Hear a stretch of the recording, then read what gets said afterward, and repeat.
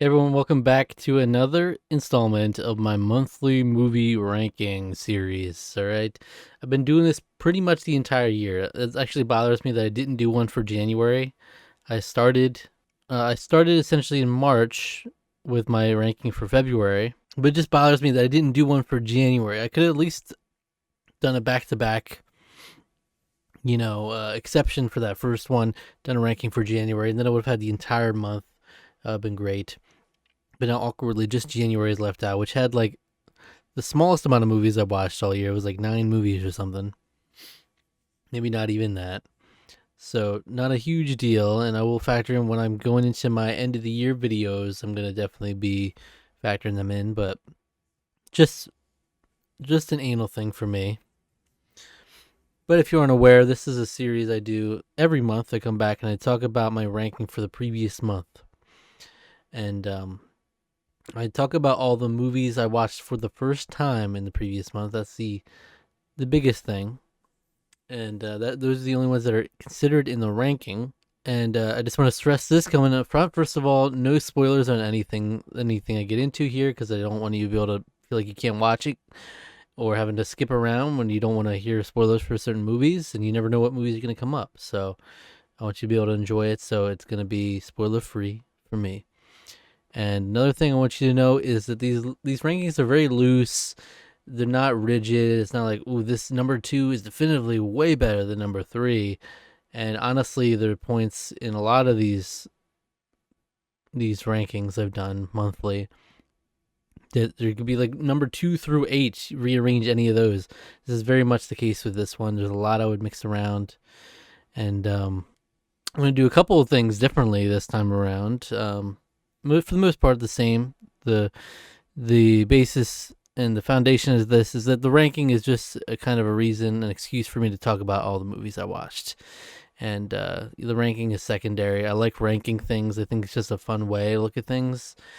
But it's honestly every time I'm never confident in my rankings, and then I'll go back even a month ago, and I would rearrange stuff. So it's stuff changes quickly. Opinions are fluid in that way. Like I'll feel very confident.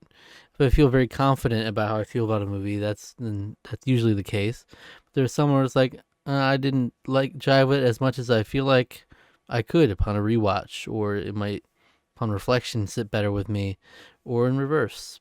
So that's the thing with watching movies and watching so many. It's difficult to parse it all out. But what I'm gonna do differently is not a big deal. I just thought it might be fun to break it up this way, essentially in sections. So I'll be going through the was I saying tier list? It's a ranking. It's not a tier list. We go through my ranking like I usually do, from the bottom to the top. But along the way, I'll be saying when we get to different checkpoints, essentially. And what I mean by that is how I've kind of divided the movies up. On my scale, my very nuanced scale, at the bottom is terrible, then not good, then okay, then good, then great, and then amazing at the top. All right. And it might not, on any given month, not all of these tiers are represented. It's not like I'm fitting them into these tiers each time, but it's a way to kind of parse it out. So when I start, I'll say, okay, we're starting with this tier, and then we'll work our way up. Sometimes maybe I won't even have one of the tiers, I'll skip up. But that's just basically how it is. And to peel the curtain back a bit, you can always check out my Letterboxd and see my reviews there. I do clean some of my comments from there as well to help me, refresh my memory.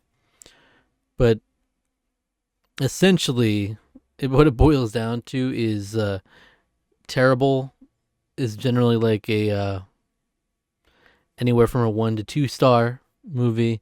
Not good is a 2 to 2.5 star. Okay is 3 star. Good is 3.5 stars. Great is 4 stars, and amazing is 4.5 stars or higher. So that's kind of where I'm at with it. And it's essentially there's more positive rankings: amazing, great, good. Got okay, kind of in the middle, and then not good, terrible. Because more often than not, I'm watching good movies, so it's just a little bit Might have one ranking where 90% of the movies are all in one tier, and that's just how it is. I just thought it might be a fun way to go about it. It's like we're doing a ranking, but also tiering it as we go. And then the other thing I'm doing differently is just I'm going to mention any movies I rewatched up front, and then hypothetically where it would have placed in the ranking if if this were counted as my first time watching this. And so I rewatched one movie in the month of November, and that was Titanic. You might have heard of it, Titanic, which I reviewed on Tarkaron with my friend Alec, and he was not a fan of, which is crazy to me. It's a really an impressive cinematic achievement. The production is on a crazy impressive scale. It all looks so believable, so real. It's so well done in that regard. And then the romance story that's baked into it just really works for me too. Like I've still all these years later, when I know how everything goes, still I'm in tears watching this movie by the end, and it's just like I can't fake that. I mean, that's just real and that's moving, and that's what I love about movies. So if they can make me feel things, and so not only does it do that, but it's just got an amazing production to accompany it. I think some great performances, particularly from Kate Winslet and Leonardo DiCaprio, but from the general main cast too. And it's just a beautiful Romeo and Juliet style story set on the Titanic. So, there's definitely, it's not perfect historically with some aspects, but for the most part, it's actually pretty good with that as well. Like there's a lot of little nuggets of history baked into there as well that they did put some thought and care into as well. So theoretically, if I was just watching this for the first time, it would be number one on this ranking. That's right, number one. I do love this movie. It's excellent movie. All right, now we're going to get into my ranking of all the movies I watched for the first time in November 2025. And now this is a record for me. Yeah, an absolute record, an all-time record in my history of living. The most movies I ever watched in a month. It's 25. And previously the record was 24, and I believe that was just a month ago. So broke it again. This essentially was I pushed myself to get to barely to 25 by the end of the month, so that I could be on pace to where if I watch 25 movies again in December, I will reach perfect 200 first time watches for the year. And wouldn't that be fun to try to throw that all on a tier list at the end of the year? We'll see. We'll see if I can hit that 200 marker, but I've already well surpassed my goals for the year. And I'm loving movies still, so it's gonna be a never-ending fun ride for me, I think. So moving on to the ranking, we're starting with the not good tier. Number 25, Saludos Amigos. This is a 1942 film. It's actually part of the Disney animated canon, I guess you could say, as it's called. When you look up Disney animated movies, it's part of that list. And so essentially I have an ongoing list of those movies, and I just pick from them. I'm going to try to pick from them and get all the ones that I haven't watched out, and rewatch some of the ones I haven't watched in years too. This is one that honestly, this is like one that I got because it would help me get to that 25 number. It was only 42 minutes, and it's one I hadn't seen, so it's like, all right, should be easy and palatable. I gotta tell you, this is like maybe the longest 42 minutes I've ever had to sit through. Not that it's necessarily horrible. I think the whole premise is kind of cool with the documentary framing of the animation, and that's how it's kind of all put together. It's essentially a compilation of short films. They're not the best. They're not the most amazing, but there's still some fun stuff in here. But ultimately, it does feel very much like propaganda at points with how it comes across, and it really is a slog, and it's quite boring. It's hard to get through, and and for such a short run time, it's pretty impressive. I just noticed, I'm just looking on here because I do follow the Oscar tracker on Letterboxd, and it had 3 nominations for the Academy Award, the 16th Academy Awards. We were down in a bad way at that time. Best Sound, Best Original Score, and Best Original Song. Wow. Best Original Score Musical. But when the musicality comes into play, the animation does get more enjoyable, but still overall it's pretty much a snooze fest. And that's my biggest indictment for a movie that I can give, is when I'm just completely bored with it or uninterested. And so this is teetering on the edge of not good and terrible, but there's still some fun animation that manages to be, like, I still like some of this animation more than certain animation we do today that I'm not a fan of. But yeah, that's where it sits, at the very bottom of the month. Number 24, In Your Dreams. That's right, In Your Dreams. This is an animated movie on Netflix. And it's actually, I've heard this in talks for award season and a potential Oscar nomination for animated feature, which I just don't get. Look, I mean, I was kind of, they were starting to get me by the end of it. Like, I was starting to come around on it. But ultimately, just, I hate the look of this movie. Like, it feels, I don't know, I just don't like the look of it at all. To me, the best way I can describe it is it kind of looks like an AI kind of animation style. I know it's not, but it just looks like that. It's kind of like off-putting to me. And it just doesn't stand out in the way that some of my better animated some of the better animated films of late have really popped, and this just does not do that. It's a pretty wholesome story. I think it's pretty it's a good message for kids to take away and everything, but it is kind of funny that the whole premise is built on it being about like a struggling marriage sort of situation, but they also are like perfectly well adjusted, a couple kind of in a lot of ways. So it's interesting because what they're struggling didn't even feel like that much of struggling compared to like what some people actually go through.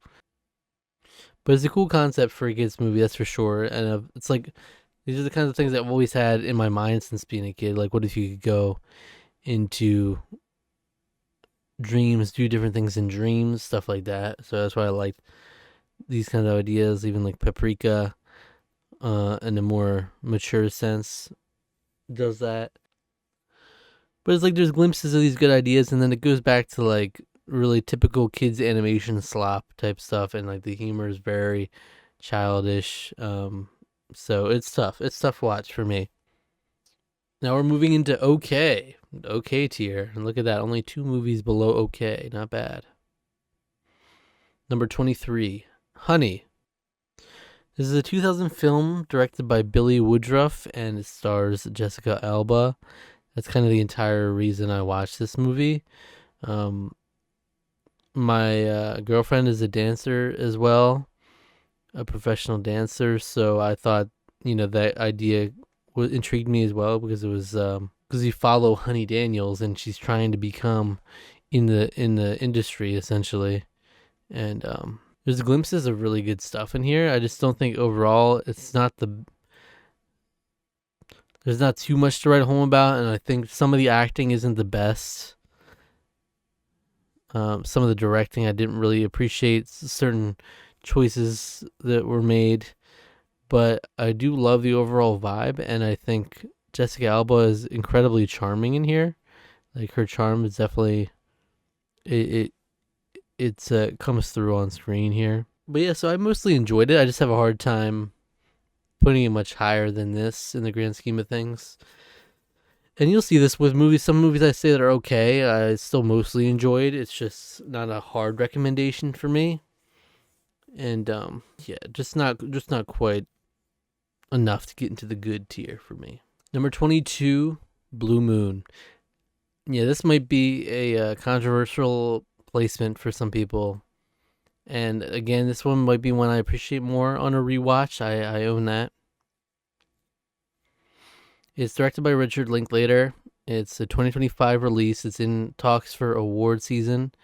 But mostly it's in talk for award season for a reason I very much agree with, and that's that Ethan Hawke's performance is really, really good. It's one of the best performances I've seen of the year, if not the best. And so perhaps for that alone, it's worth watching.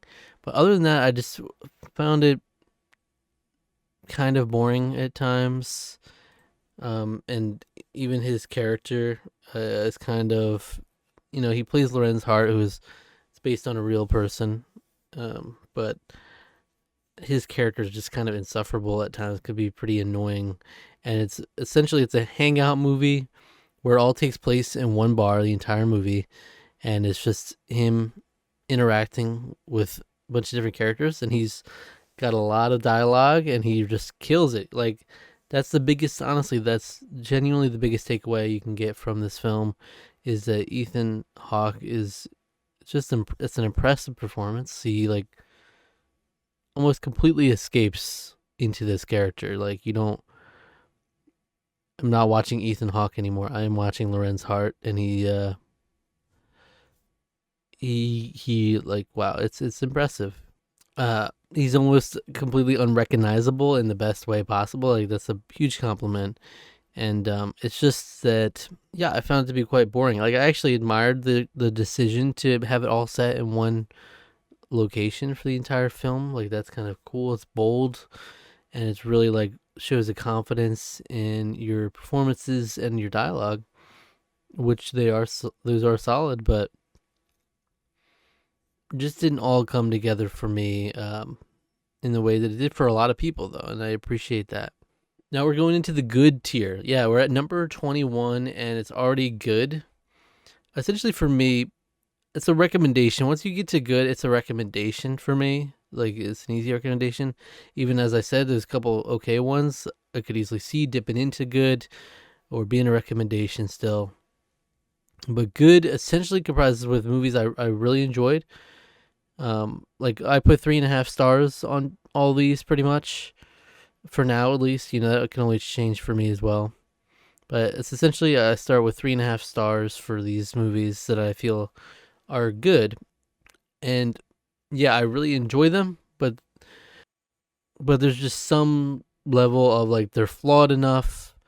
There's enough flaws in them that hold them back from being considered the great tier, or just little things, factoring into it. But ultimately, I really enjoy these movies in different ways, and some more flawed than others. Obviously, there's going to be several in these tiers, so it's not like they're all tied. There's a big range within good and great. I'm itching.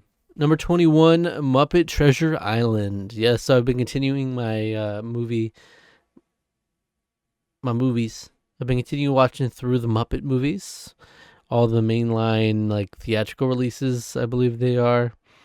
And so at this point, by the time I'm filming this video, I only have one left. But the last couple I watched will fall into December's ranking. But I do have a couple to go over in this one as well. Muppet Treasure Island is definitely, of the ones I've talked about so far, it is definitely my least favorite, I would say. I think Treasure Island is a really fun story. I think the Muppets are great, and it's another testament that you can just put Muppets in any situation, and it still works. Like I said, like, this is my least favorite Muppet movie so far, and it's still good. Like, I still enjoy it, would recommend it. But honestly, I think for me is, like, the human actors in this one in particular are so horrendous. And I was glad that everyone aside from Tim Curry, but all the random human actors, like, it felt like they didn't fully understand the assignment. Like, they were playing, super dramatic and not in a funny way. The vibe, because, like, some movies, they really benefit from actors playing it straight and really committing, but you have some of these actors come in and clearly, like, oh, I'm in a Muppets movie, it's not serious. So that's just how I felt. I don't know if that was a conscious choice by, like, the director or anything like that, but that's the only thing holding it back for me. And then of course they're kind of limited in the sense of this classic story that they told um, fairly faithfully, so it's not as much room like as some of the previous ones were their original stories for them to really do their shenanigans. But it was still fun. They actually added some fun and varied puppets in here too that I hadn't seen before, and so that was nice to see. I really enjoyed the rats side plot of this all too. The rats continue to be a highlight on these Muppet movies for me. Uh, just fun, and of course they did just so random out of pocket jokes that the Muppets do in these movies out of nowhere sometimes. And one I'll reference is that they did big fat ugly bug face baby eating O'Brien supremely dirty. And of course, if you know, you know. Number 20, Frankenstein, the anatomy lesson.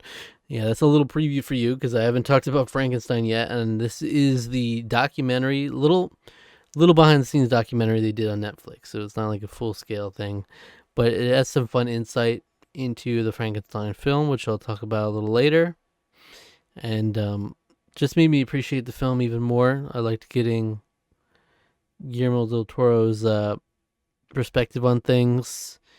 Love the behind the scenes stuff, all the different pillars of production they touch on, from the costume design to the hair and makeup to the production design. Really impressive stuff in all those, and I appreciate it because I love seeing documentaries like this. If I could make like these little behind the scenes documentaries like required for every new release, I would, because it's just it's enlightening and it gives you more of an appreciation. Absolutely give me more of an appreciation for this film. And more importantly, I just love, because sometimes you get these big studio productions and it's just like, this feels like money gets thrown and then magically the movie appears. So I love to put faces to the people behind the scenes and hear them talk about their process and how they're actually putting like this so much effort into it, putting heart and passion into it. And I love to see that. It's not just a machine churning this out, churning out the perfect makeup and hair and perfect costume. Like, I love it. So it was cool to see that. It was enlightening. But obviously, it's for what it is, it's not going to really get much higher than this. It's a solid little behind the scenes doc. Number 19, Charlie's Angels. This is one you might have seen if you're on the channel. I talked about it because it's part of a series where I pick a random Letterboxd user and they decide what movie I'm going to watch next. Essentially from their 4 favorites, a movie will get plucked from there. And that happened to be Charlie's Angels, the 2000 film. This movie is known for starring Cameron Diaz, Drew Barrymore, and Lucy Liu as the 3 leading badass ladies, essentially. Bill Murray is in here. Tim Curry is also in here. That's interesting. Almost back to back on that. But the ladies are obviously the highlight. This is a super cheesy movie. It's super campy. It's over the top, but I quite enjoyed it. It really owns that energy well of all those things. The cheesiness, the campiness of it, just owns it and just runs with it. And like, I really admire that. It wasn't like it was trying to do something and it was failing, so it's laughable. It was like very self-aware, and that's what I appreciated about it. The action is fun and stupid. The humor is fun and stupid. Everything about this is fun and stupid, even some of the performances in there. But the leading ladies are all excellent, actually. Like, they're so much fun. So this is a case of, a movie I really enjoyed, but I obviously have to, factoring the quality, the actual objective quality of it, it's not going to be, a masterpiece. It's not going to be an amazing, for me at least. Like, these kinds of movies, I can enjoy them, but they're not really going to go much higher than this. And that's okay. Very much a fun time. Number 18, Materialists. This is the 2025 film. And what you'll notice here is a lot of 2025 films in this one. Because after a little bit into the month, I just went all in on 2025, trying to do as much catch up as possible before the end of the year. And so a lot of these are new releases. Materialists is one that comes from director Celine Song, who directed Past Lives, which I adored. Now, if you want an example of an amazing movie, that's an amazing movie to me. Uh, Significantly better than this one, but I still enjoyed this one. It's just undeniably, noticeably flawed. And that's why it ends up where it is in good on the lower portion of this overall ranking. But I definitely enjoyed my time with it more than I didn't. And I was actually incredibly conflicted with this film, like where exactly to put it, how exactly I felt out of getting out of there. But I had mostly positive feelings, so I just went with that, went with my heart on that. Because I was really bordering, like, should this be like a 3-star okay movie or what? But I ended up here. I absolutely adored the messaging of the film, and I think that's something that Celine Song in these couple of outings here has shown. Clearly, these kinds of stories mean a lot to her, and she's really solid with that. But just some of the elements didn't work together as much as they really perfectly came together for Past Lives. You have a couple of big name actors here that I think are pretty good, but it is kind of hard to deny. It's difficult to picture Chris Evans as the character that he plays, just because it's just hard to believe. You look at that guy, Some of the writing was a bit much for me, but for the most part, it worked for me, and it was the good portion of the writing is supremely effective. There's just a couple pieces of dialogue where it's like, kind of corny. And even though I can't really relate to Chris Evans, I did find myself relating to his character a lot. Like, I do enjoy that. Like, I think it's a well written character. But I was actually getting emotional at certain points. One moment in particular as well. And that's, again, a testament to a good movie, I think. So that's why I kind of lean towards the positive, where I do think there's a lot of flaws that you can point out. Ultimately, I want to give it acknowledgement for that. And absolutely, this is not, this is just maybe I'm going to be on board for whatever Celine Song does next, and I'll be very intrigued to see it. Number 17, you can't make this up, Mickey 17. I didn't do that intentionally at all. I just looked at that now. In fact, I did some like last minute shuffling here because I'm very much not confident in these rankings. I shuffled stuff around, and Mickey 17 is at 17. This is another divisive new release. Materialist is pretty divisive. There's some people who absolutely love it. Some people it did not work for at all, and then some people.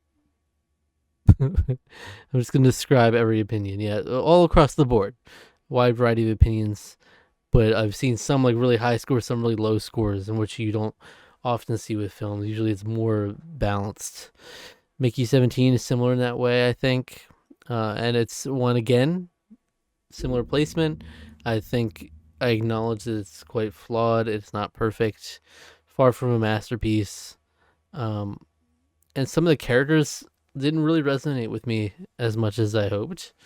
Not all of them resonated with me, but I enjoyed this ride. It's a compelling sci-fi concept that I think was executed fairly well. Some stuff's pretty by the numbers, a little predictable at times, but look, you have Naomi Aki, who was cool to see. She's a nice welcome presence in this film, and she'll come up later on this list as well. So will Robert Pattinson. Is interesting, both of them.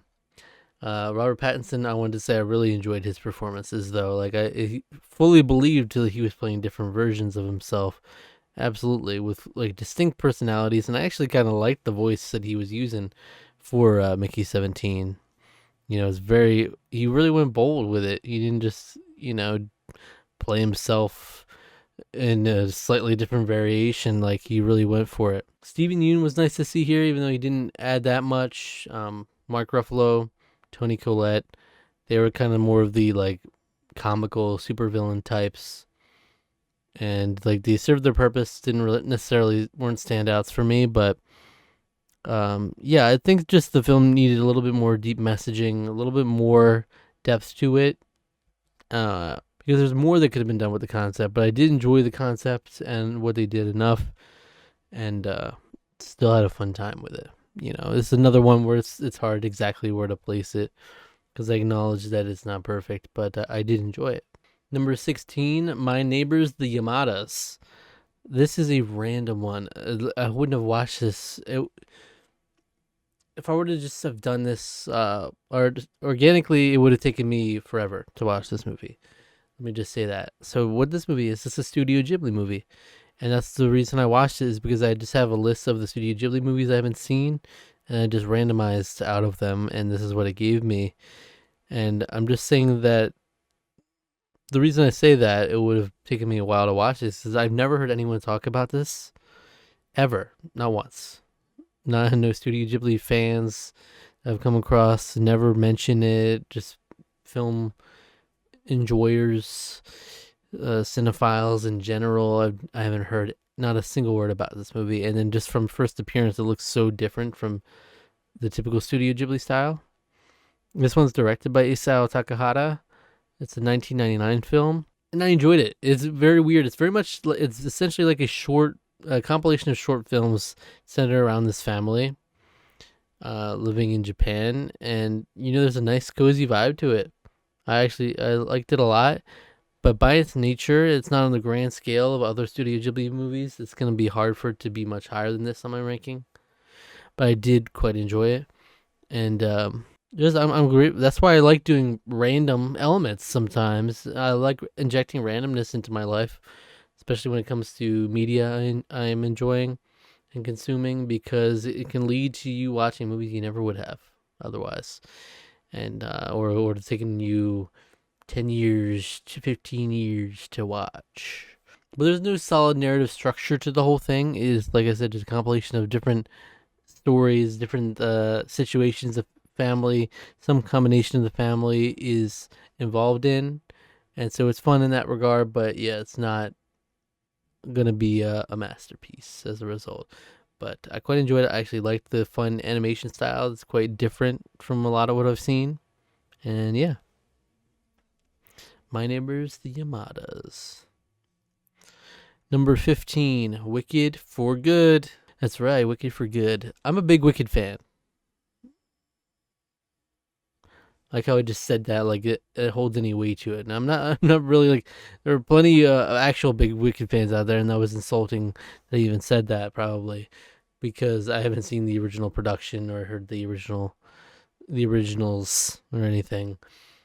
So I'm a big fan of the Wicked movie, and quite enjoyed the movie music from that and the performances and everything. So Wicked for Good, I was hyped. I was ready, willing, and able to give myself over to this movie and just love it. And I didn't love it. But I still enjoyed it. All right. I completely acknowledge the flaws of this movie. That's why it goes down here, whereas Wicked, the original, would have been way higher in the ranking. But it's still one I enjoyed despite its flaws. This is one of those ones in the mix where you have to quarrel with it, like the actual quality of the film versus my enjoyment versus the level of some of the performances were stellar, so that elevates it as well. Some of the music's not so great. It's definitely a step down from the original in that regard. But there's some fun, really, really solid tracks in here. I think For Good is genuinely like a beautifully written song. If you just even listen to the lyrics, it's just really a nice sentiment, and it sounds great. I enjoy a few of the songs in here. The duet with Cynthia Erivo and Jonathan Bailey is great. I actually really liked Wonderful with Jeff Goldblum. I thought Jeff Goldblum had some actually great standout moments. He was really, really funny in this movie. But the ultimate issue, and it was fun coming in blind as someone who didn't know how the Wicked story actually resolves itself. And so everything was new to me here, and just some of the character arcs were really rushed, and some of the stuff felt half-assed in that regard. And obviously, ever since I watched the movie, I've heard from so many people that apparently that's just how, it seems to be the original production. The second half is just significantly weaker anyway, and they just didn't do anything to improve on it, it seems, which is unfortunate. There was definitely room to do so. I think they could have added one post-credit scene that would have changed the entire movie for me and made it a significantly stronger ending. If you want to hear more details as well as a spoiler section for that, I did do a review of this over on Tarkron, Tarqaron, where he went into much more detail about all the flaws and all the great stuff. But yeah, for a super flawed film that I still enjoyed for what it was, this is kind of where I ended up. Number 15. Number 14, The Roses, a 2025 film. That's right. Jay Roach directed this, and it stars Olivia Colman and Benedict Cumberbatch. I actually haven't seen much from Olivia Colman in general, and I thought she was lovely in this. She was, really, she shined on screen. She stole some scenes for sure. Benedict Cumberbatch is great as well. I love their dynamic in this. And I remember when I was seeing the trailers for this movie, I was really like, I don't have much of an interest in this at all. I don't think the style will work for me, just based off of how they're showing it in the trailer. And I saw the trailer so many times, and I was just not interested. But just because I'm trying to do catch up on 2025, I was gonna get around to this one. And ultimately, my biggest problem with it is some of the supporting characters are really insufferable. Sometimes they have nice moments, but then some are just really insufferable, and it detracts from the film significantly enough to where I don't think it's a great film, but I do think it's a good film, and I love their dynamic and how over the top and ever escalating the situation gets. It's just a lot of fun and chaotic. If you want that kind of energy, check this one out. Number 13 is a film called Frewaka. This is another really deep cut one. And it is on Letterboxd under 2024, but it was released in the US in 2025. I do follow a YouTuber called Impression Blend who does reviews of a lot of tends to lean towards horror and horror adjacent films. And she highly recommended Frewaka as one of her favorite movies of the year. And so I checked it out. It's an Irish film. I think it might be the only Irish film I've seen. Or it might be the only Irish film I've seen. I'm not sure 100%. But it's really creepy. It's an Irish, essentially a folklore horror film. It's based on folklore type stuff. And it's just cool. It's kind of a psychological thing going on. It's just creepy stuff. It's a really great job at setting the atmosphere and sucking you in. It's effective. The pacing wasn't perfect at times, but I overall enjoyed it. I don't think it's one of my favorite movies of the year, but I think it felt pretty unique compared to a lot of other films, especially horror films. I don't think I've watched many like it, and so I did appreciate it. But obviously, hard to go into too much detail with it because it's kind of the fun of unraveling of some of these films. Number 12, Die, my love, Die. This is a 2025 film directed by Lynn Ramsey, starring Jennifer Lawrence and Robert Pattinson. That's right, Robert Pattinson. This is one that did suffer a bit from the pacing for me. I think it was a little too slow for my liking at times, but it's really at the center of it. It's a psychological thriller type. Obviously very dramatic too, but it's very much focused like a character study on Jennifer Lawrence's character. She's the star of this. That's the whole reason to watch is Jennifer Lawrence. Robert Pattinson's good, and on the surface it looks like it's a co-lead situation, but really it's Jennifer Lawrence steering the ship here, and just watching her get into all sorts of shit and what crazy shit will she do next, that kind of thing. And she's great. She's really solid here, and she's just a lot of fun to watch. I think Jennifer Lawrence is a joy to watch in general. I think I whenever I see she's in a movie, I'm like, I want to check that out just because she's in it. And I think she is she unapologetically embodies her character in this movie and does it really well, fearlessly, without hesitation, without reservation, and just you can tell she fully committed herself to the role, and I love it, and just very much like a no fucks given type of thing, and just massive respect. For her alone, it's just definitely so gripping. She pulls you in and she's just a lot of fun to watch. And ironically, there are a couple of really effective jump scares in here that I don't think were meant to be jump scares at all, but they're some of the most effective jump scares, whether they meant to for it to be that or not. Let me know if you experience a similar reaction to anything in that movie. This is one that I confidently say I would gladly watch it again, and it very well could move up in my rankings after a rewatch. Because maybe it just wasn't fully in the headspace for it, to where the pacing didn't work in the way I thought it should, but might be more effective the second time around. One of those things, but you can't deny Jennifer Lawrence is really captivating in this, and I think her performance is worth acknowledging, if nothing else. And yeah, for some people, again, this is kind of a divisive one too, from what I've seen. I know a lot of people really loved it, so it's good. I enjoyed it. Number 11 out of 25, Frankenstein. Guillermo del Toro's Frankenstein, referenced earlier. Like I said, that the anatomy lesson made me have a greater appreciation for this film. Absolutely, it did. I did enjoy the film. I think mostly what it's lacking for me is a bit of the emotional response that it seems to be looking for by the end. I don't think you really get there in the same way you do with some other versions, just in how the character's portrayed. Jacob Elordi is amazing as a character, but just visually, it's kind of hard to fully be emotionally invested in him. But I gotta say, what immediately screams out to you when watching this is the production design. The technical aspects are all top notch, which is why I think it's a shoo-in for some Oscar categories in that regard. I think that's like there's like a lot to feast your eyes on. Like some cool animatronics, some really cool practical effects done.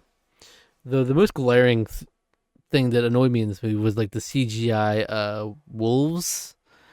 That was the biggest. The CGI effects were just so bad to me. Like, it really took me out for a movie that's otherwise seems to really pride itself on these practical, really cool effects. Obviously, like wolf attacks are not easy to do practically. I understand that, but it's just kind of jarring when you see it. For me, at least. And it's a pretty faithful homage to the classic story as well. I haven't gotten through it yet, but I did start reading the original Frankenstein, Mary Shelley's Frankenstein, several months ago, and just from those first parts of that story is very much aligns with this, and from what I can tell, it's very faithful in a lot of ways. But some deviations that made sense, but ultimately I enjoyed it. I really had a great time with it, but it just didn't connect with me on an emotional level, and it was missing that just little special something that holds it back from being in the top tier of top tiers for me. I do think, again, Jacob Elordi is great. Oscar Isaac's solid. Mia Goth is really good for who she's cast as. And then little appearances from David Bradley and Charles Dance as well were much appreciated. So Guillermo del Toro, I really appreciate his vision.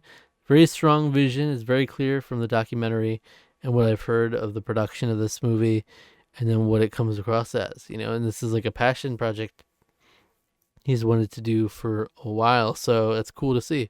We are now entering the great tier. Great. So these are mostly 4-star films as of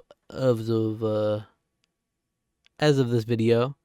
Again, none of this is cemented. My ratings could change, my rankings could change, what tier they would go in, I would change, but obviously I'm not going to do that because it's just a little time capsule of each month. So these are the freshest takes within about a month or so of when I watched it. So there you go. And ironically, when we get to great, we're at the top 10. Number 10, Zootopia 2. Zootopia 2, I thought it was solid. This is another tough one to place because I think it's derivative of the first one. There's very similar stuff. It's basically more of Zootopia. So on the surface, that might seem just like a good movie. And maybe it is, but it's very much It's right there on the fringe. Uh, and ultimately, what it comes down to is I loved Zootopia. The original Zootopia, I think, is amazing, and I love the messaging of it. And then I love the messaging in this one too. It's very wholesome, progressive messaging in here. It's really nice social commentary. The first one obviously was really cool at the time. It was new for that, so obviously it's a significant step above. But Zootopia 2 maintained what I enjoyed from the first film, which is a good messaging, fun voice casts, the fun dynamic between Judy and Nick, and the world building, which is something I love in Zootopia. Just like how many cool different things can you do with different animal communities and how they interact in this world and how everything works together. That's just really cool to see, and this just builds on that and adds some fun wrinkles in the mix as well. Essentially, it's very simple. If you like Zootopia, this is more Zootopia. So if you want more, check it out. It's not gonna sell you if you didn't like the original Zootopia. It's not like I need to check this one out now. Maybe it'll change my mind. It's not gonna do that. But if you love Zootopia, like a lot of people did, you'll enjoy this. Number 9, The Muppet Christmas Carol. Yes, so this is the other Muppet movie. So there's the only two I watched. They happen to be the two Muppet movies that are like the Muppets version of classic stories. So Christmas Carol, A Tale as Old as Time, has been told so many times throughout history, and in so many different versions, just in film alone. And I've often heard people say this might unironically be like the best version of a Christmas Carol that we have, like a definitive version. And it genuinely is a like faithful version of a Christmas Carol. But it adds a little bit of the Muppets charm to it. You know, again, like I said with Treasure Island, there's not as much room for it to be injected in here. But I just think overall this works as a film much more than Treasure Island. Like, maybe just the Christmas Carol story lends itself more to it somehow. And it can kind of stand alone from the other Muppets movies, which is interesting in that it's like you can watch this in a vacuum. You don't need any of the backstory really at all to appreciate it. It's just like, okay, I'm watching A Christmas Carol, but with these weird freaks in the mix sometime. It's a great version of that story. It's wholesome. A lot of like actually heartwarming warming moments in here. You're not gonna have nearly as many laughs per minute as in regular Muppets movies because obviously they have like an actual story they need to focus on. They can't just do what they want with it as much and all the antics, but they do mix in their antics. And I love Rizzo in here. And Michael Caine is unironically brilliant in this role. Like, he's actually does a really good job at playing Scrooge. But yeah, I definitely see why it's a beloved movie for a lot of people. It's definitely really cozy. Would be a great movie to have on for Christmas time. It really gets you in the spirit. Great stuff. Number 8, Selena y los Dinos. Don't get me started on Selena. Like, this kind of sparked my real fascination or an appreciation of her. Because Selena's a name I've heard thrown around. Like, I feel like I've seen her face before. I had seen her name thrown around. As far as I know, I didn't know if I had heard her music. I didn't know much about her. I remember once upon a time reading up the backstory of her death and everything. So that wasn't entirely new for me, but I still really appreciated this documentary. I thought it was really tastefully done, and it really enlightened me, and it was very inspiring, and it's tragic all in one. Like, to see like a what seems, like a beautiful soul from the outside is through that there's just such a sadness to it watching the documentary, knowing like that we won't get more of her, and this is like she had so many plans for the future. It's just tragic, and just, but it's also beautiful that she has such a legacy. What I think she was 23 when she was killed, and just she has a great story, and she always seems to have a great attitude every time you see her. Just really inspired me watching that. Just she really seems like something special, and it's just sad because I listened to her album. The I think it's "Dreaming of You" is the name of the album too, and I really enjoyed it. And it just had me. It was sad because it's like we can't have more of that music.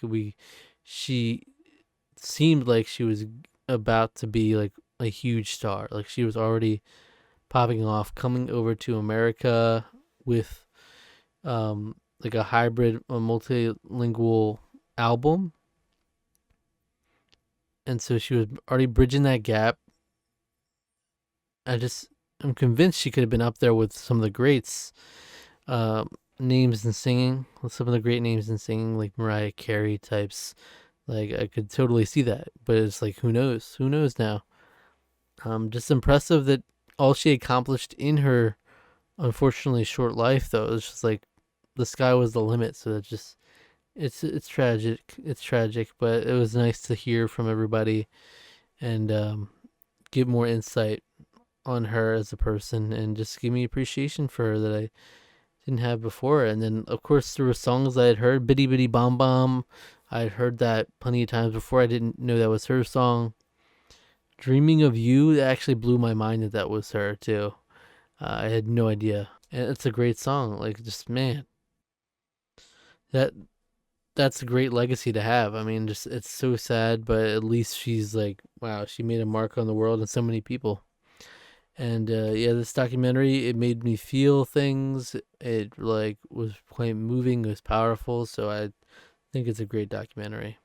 As someone who wasn't familiar with her as a person at all before, really, it did a great job at showing why she was special, and just, that's all you can ask for. So there you go.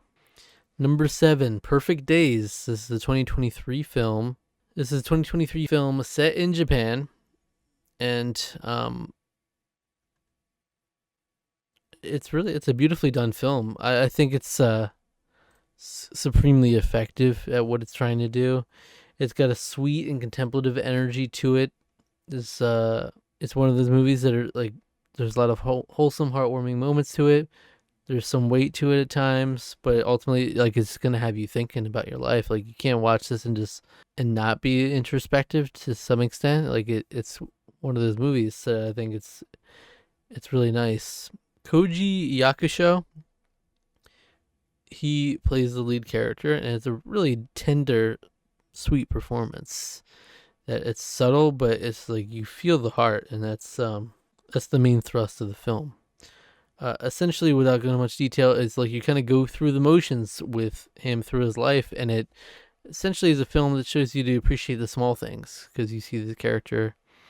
He's not wealthy.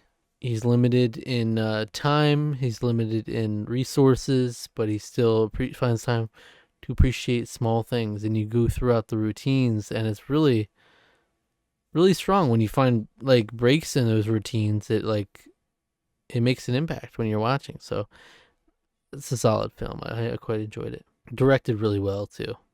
Directed by Wim Wenders.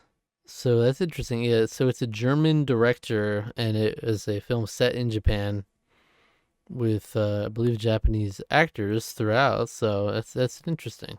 Number 6, The Perfect Neighbor. This seems like it's really high. I actually had it even higher before I switched some things around last minute. It seems really high for a documentary that's pretty much all large majority is body cam footage and just put together. It doesn't do anything crazy, groundbreaking in like the production department as far as the documentary goes. It's very much after the fact putting stuff together, not with like additional footage, interviews, or things like that. It's just so powerful. I had a hard time really going much lower than this. Like it's just it really moved me watching this film. It was like so tough to watch. I had to actually stop it part way through, which is not something I do often. I just had to take a minute because it's like so emotional watching it. unbelievably difficult to watch. It's hard to no, I was gonna say it's hard to recommend, but that's kind of like a cop out. You say that a lot. Like it's hard to recommend because it's tough to watch. But I think this one is actually important. It's important to watch because it's just like you feel, if you watch this and you don't feel empathy for this family, then you're just heartless. It's just brutal. Um, the best way I can say is I was completely enraptured by this from start to end. It's completely hooked me, and I was engaged in a way that it's not easy for a documentary to do, to get you that engaged. And it really didn't, like, the filmmaker didn't do much. I'm not trying to discredit, but it really was just the raw nature of everything, and how raw was almost too raw at times, and absolutely brutal watch. But I think it's worth watching. It's not always bad to feel emotions, even negative emotions, if it could it adds character, I guess you could say. But like for humanity's sake, I would recommend watching. It's just devastating, so it's not for the faint of heart, absolutely. But it's endlessly frustrating and heartbreaking. The Perfect Neighbor. Yeah, I initially had this at like number 2, and that just seemed really way too high for it, like as a film. But I always have issues, even if it's not such a moving one that resonated with me as much. Even these other documentaries I find so difficult to place when you can, because this is really arbitrary, especially a documentary comparing it to a random scripted film. It's very tough to be like, this is the Perfect Neighbor is number 7, and this is number this. But Perfect Neighbor number 6 for me is where it landed. Just tough but important watch. Number 5, The Ugly Stepsister. This is another 2025 film for everybody. The best way to put it, the easiest way I can put it without like completely going into too much detail, is essentially Norwegian Cinderella meets The Substance. So if you've seen The Substance, you probably know an idea of what I'm talking about. It's that kind of film, but I think it's brutal and it's effective. Some brilliant effects and really clever shots in here. Like, wow, I was so really surprised by some of these shots, and they really are super effective at making your skin crawl. But all I can say is it's not for anyone with weak stomach at all. So see your way if that's the case. But if you're down for anything, if you're down for a wild ride, then by all means. I think Leah Myron has a really good performance, in which unfortunately, like, some of these international performances aren't acknowledged or appreciated to the same degree as performances from America.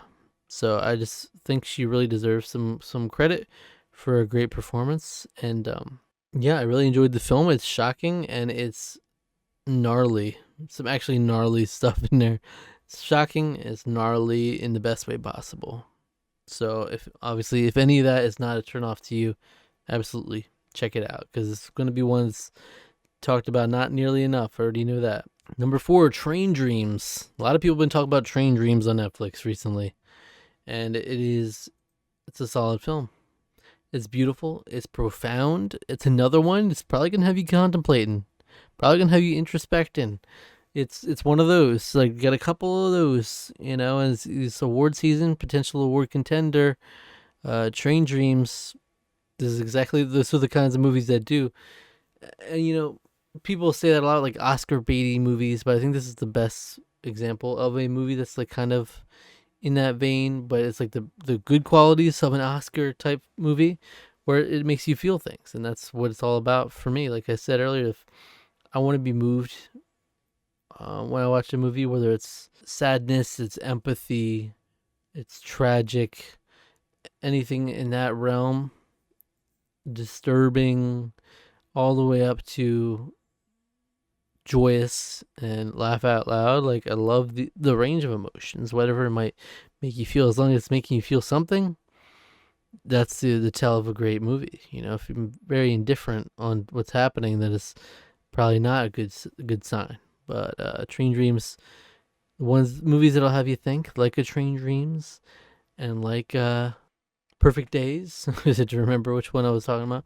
Like Train Dreams and Perfect Days. Love those movies that have a little bit of a higher brow messaging to them, but just you might turn it inwards. I often do with movies like this. This one really, it's like about life and the ebbs and flows of life, and even a different time than what we know. But it's really a look into an individual character's life, and it's just really powerful. It's effectively done. Some gorgeous shots. It knows when to breathe in those quieter moments. Like it lets the quieter moments settle and sit for the right amount of time at certain points. It's not always eager to do something, to cut away, to do something crazy, dynamic. Sometimes it's just best to let it sit, and there's a beauty in the melancholy in this movie in some ways, and some great subtle performances too. If you've ever spent a moment contemplating life, period, like this will probably resonate with you to some degree. So it's like, I have a feeling that's everybody watching this. I do want to shout out Clint Bentley, who directed that film as well. It definitely deserves kudos for that. Number 3, Sorry Baby. That's right, Sorry Baby. This is one I've heard about ever since early on in the year. When did it release? It looks like it released, so hard to track when it comes to like festivals and everything, but it looks like it released properly in the US in July.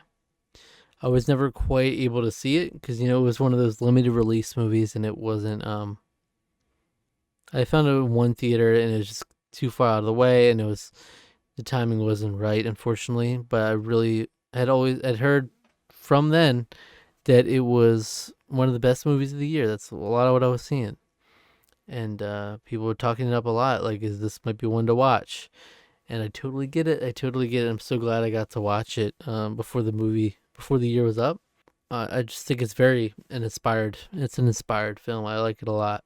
Again, if you look at it in my Letterboxd reviews, I do take bits and pieces from there because I think I do a better way of putting things into words sometimes, fresh out of seeing it, or when I can write it out. So sometimes I'll glean from that. So this is a takeaway I had. I think is important for this film.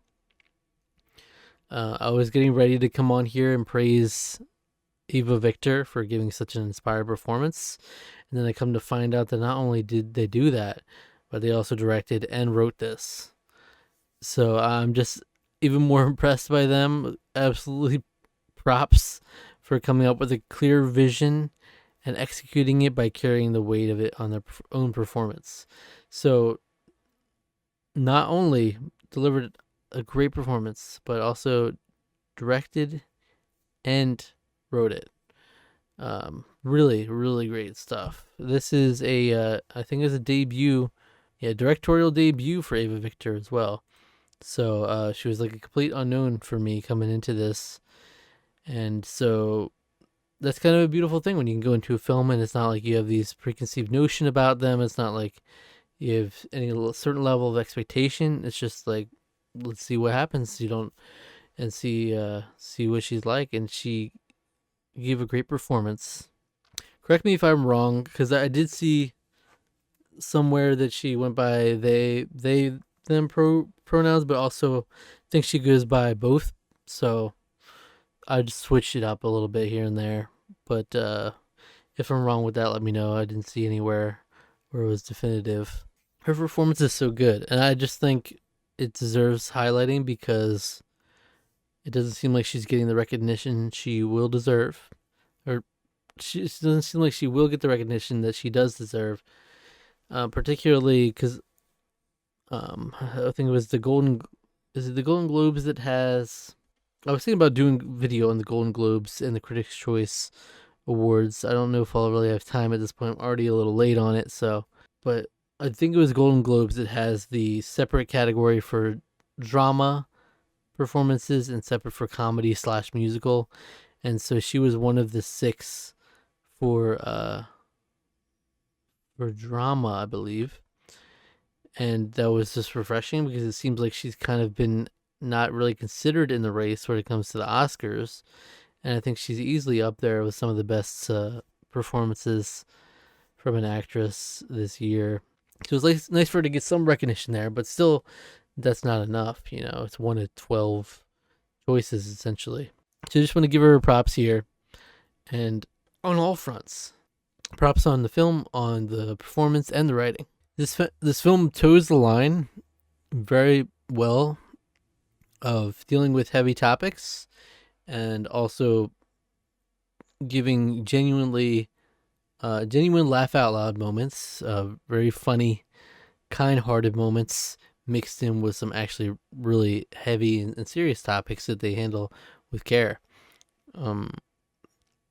So while some scenes might be on the darker side, you're pretty much due for a laugh soon after. So that's nice. It's a nice flow that the film has to it. Naomi Aki, this is where she comes in again. She had a lovely performance as well, a nice little supporting performance. And some of the other minor roles too really complement the film. I think John Carroll Lynch delivers a really solid performance. It makes for a really nice moment in the film. And Lucas Hedges is a fun supporting role as well.